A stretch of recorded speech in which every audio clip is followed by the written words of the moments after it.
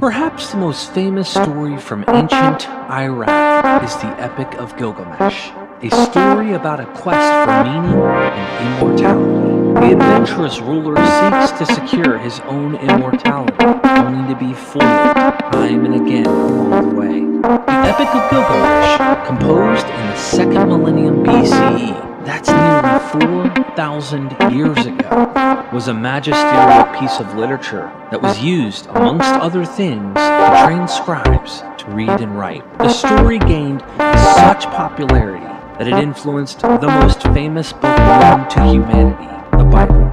In the end, our hero learns that his secret to immortality is not found with some magical plant or decision of the gods, but the memory that he leaves behind from his great accomplishments. Most people may have heard the name Gilgamesh, but have never taken the time to actually read the epic. Don't worry, we will help you get the gist of the Epic of Gilgamesh. We hope to help you understand, in some ways, how the ideas expressed in its epic have impacted the Bible. Our story begins with the narrator praising some of these wondrous deeds and attributes of the ancient king of the city of Uruk, he who saw the wellspring, the foundations of the land, who knew the world's ways, was wise in all things. He it was who studied seeds of power everywhere, full knowledge of it all he gained. This knowledge that he gained was no ordinary type of information. Gilgamesh learned the secret from before the time of the flood. The reader is encouraged to look upon the mighty city of Uruk that Gilgamesh had constructed. He built the walls of ramparted Uruk, the lustrous treasury of hallowed being, the seats of the wall which girds it like a pool, gaze at the lower floors, which no one can reach, about the wooden staircase, there beneath the wall, approach ye, the dwelling of Ishtar, which no creature can, no human being can equal. God up, pace out the walls of Uruk, study the foundation terrace and examine the brickwork. 1 square mile of city, 1 square mile of gardens, 1 square mile of clay pits, 1 square mile of Ishtar's dwelling, 3.5 square miles is the measurement of Uruk. One of the traditions in ancient Mesopotamia was for a king to record mighty deeds, to place them in a box, and bury the box in the foundation of a major structure or a city wall. This is known as a foundation deposit. When a future king would rebuild a structure because it was worn down and needed to be rebuilt, they would often look for a foundation deposit.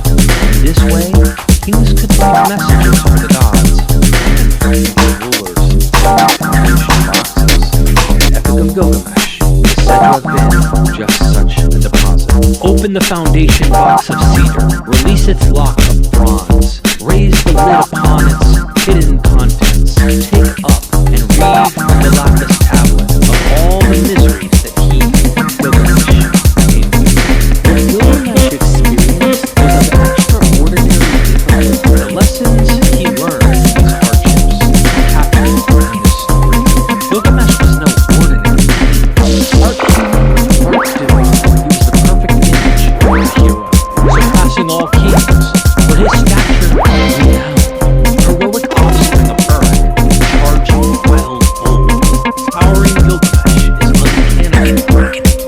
We learn that this mighty warrior worked tirelessly, circular way to attain immortality, opening a passage in the mountains, digging wells in the highlands of Uruk, traversing the ocean, the vast sea, the sun's rising, exploring the furthest reaches of the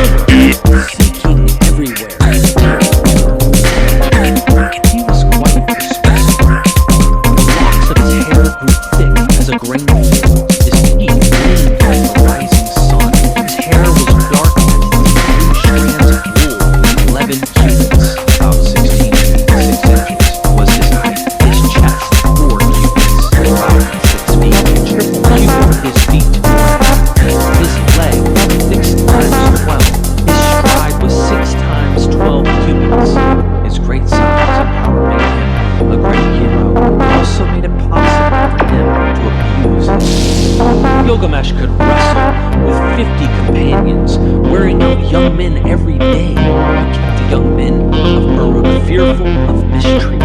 In ramparted Uruk, he strode back and forth, lording it like a wild bull, his head thrust high. The onslaught of his weapons had no equal. His companion stood forth by his game stick. He was harrying the young men of Uruk beyond reason. Gilgamesh would leave no son to his father. Day and night he would rampage fiercely.